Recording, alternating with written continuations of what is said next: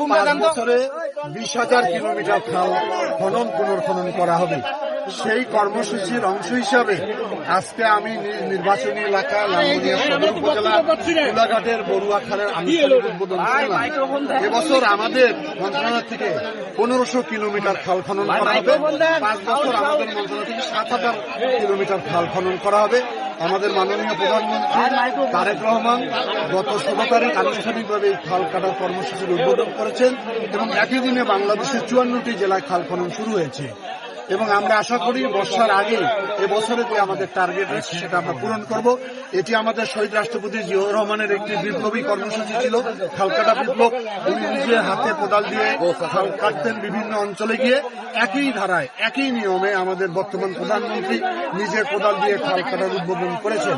এই খাল কাটার মধ্য দিয়ে যেমন সারফেস ওয়াটার, যেটা উপরিভাগের পানিকে আমরা ধরে রাখবো, তেমনি শুকনো মৌসুমে কৃষকরা এই পানি দিয়ে তার কৃষিকাজ করবে। এই খালের মধ্যে মাছের চাষ করব আমরা, খালের দুই ধারে আমরা বৃক্ষরোপণ করব। এর ফলে এটি একটি দৃষ্টিনন্দন খালে পরিণত হবে। আশা করি এই খালের দ্বারা আমি যতটুকু তথ্য পেয়েছি প্রায় 35,000 কৃষক এখানে উপকার ভোগ করবে এবং এটি আমরা সামাজিক একটি চুক্তির মাধ্যমে এই খালগুলোর থেকে যারা পাহারা দিবে, দায়িত্ব দিবে, তাদেরকে আমরা গ্রুপ করে দিব, সমিতি বানাই দিব। তারা এখানে মাছের উপকার, গাছের এবং পানির উপকারটা তারা পাবে। এই যে অতিরিক্ত খাদ্য উৎপাদনের জন্যই তো আমাদের এই প্রক্রিয়া এবং কৃষিখাতে যথেষ্ট ভূমিকা রাখতে পারবে। আপনারা সবাই জানেন, বিশেষ করে আমাদের অঞ্চলটা অনেকটা মরুভূমির মতন পরিণত হয়েছে পানি না থাকার কারণে।